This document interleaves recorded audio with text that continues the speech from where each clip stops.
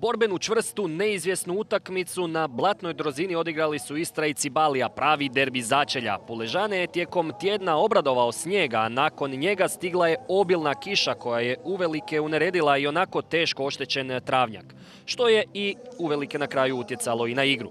Kod domaćina Darko Rajić-Sudar u kadru nije imao jedinog desnog beka Nikolu Matasa koji je odrađivao suspenziju zbog 3 žuta kartona.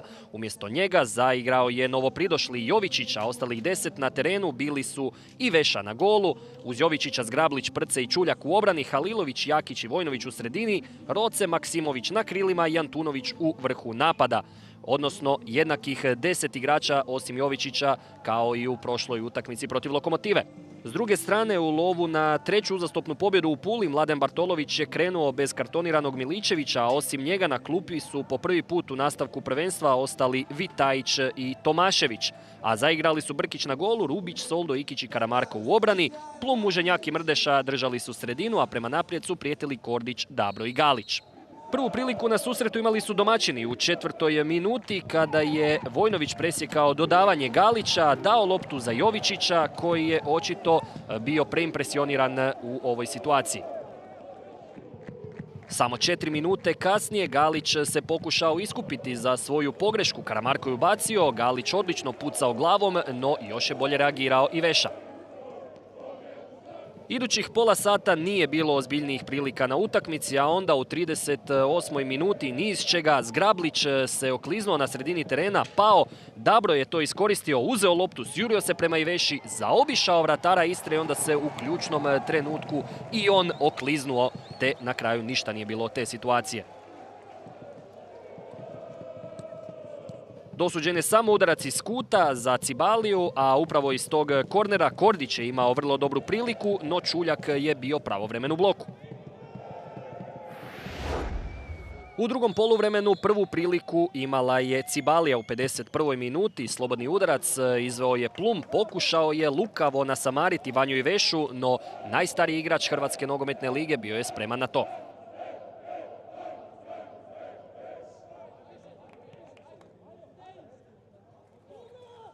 Zatim su Vinkovčani imali novu priliku u 69. Prošao je Kordić pokraj Otokijana i Čuljka, ubacio loptu, Dabro je otprilike na 2 metra od gola Iveše i puca preko gola. Istra do 80. minute nije imala ni jednu konkretniju situaciju pred golom Brkića u drugom poluvremenu, a onda u 1 minuti čak 2. Prvo je nakon izvedenog auta Otokijan ostao sam na nekih 10 metara od gola, ali nije uspio zabiti drugu utakmicu u nizu. Njegov udarac blokirao je Karamarko. Nakon kornera koji je uslijedio, lopta je došla do Jovičića koji puca preko gola sa nekih 5-6 metara. U 84. minuti Cibalija je došla do pogotka. Prvi udarac Dabre je bio blokiran. Muženjak je dao povratnu loptu ponovno do Dabre koji je zabio gol, ali kao što se vidi na ponovljenoj snimci, prilikom ubačaja lopta je Muženjaku pobjegla preko gola out linije.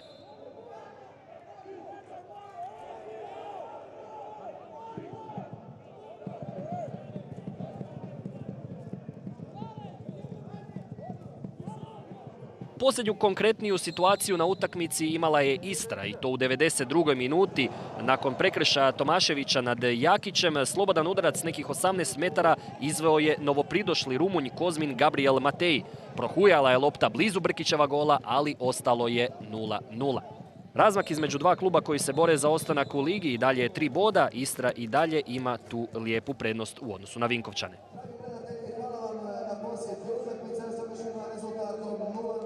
S obzirom na cjelokupnu utakmicu, s obzirom na teren kakav je, smatram da je utakmica bila dobra. Mislim da smo imali više od igre, da smo imali više šansi. Nažalost, očito da nam je taj već postao kronični problem realizacija, da jednostavno ne možemo postići pogodak, pa čak i kad pređemo vratara. I to je odlučilo na kraju da smo uzeli samo bod. Kažem, nisam nezadovoljan, nismo izgubili, nije nam Istra pobjegla. I to je ono najbitnije, a evo, gledat ćemo sad u sljedećim utakmicama da nešto uzmemo više. Kad pogledamo cijelu utakmicu i teren na kojem smo igrali, mislim, ja ne mogu reći nisam nezadovoljan bodom. Kad pogledam cijelu utakmicu, mislim da je to najrealnije, ali mogli smo mi pobijediti, mogli su oni. ali mislim da smo mi malo, mislim ne razočarali, mislim da smo na osnovu prošle utakmice da smo malo podbacili, nismo bili na nivou kako smo željeli, šta smo htjeli, ali jednostavno, opet kad kažem, kad ne odigraš možda na tako kvalitetnu utakmicu, dobro je ne izgubiti, pogotovo u ovakvim utakmicama gdje se igramo s direktnim konkurentima. Ja kažem, nisam nezadovoljan bodom, normalno da sam očekivao više, ali šta je tu je.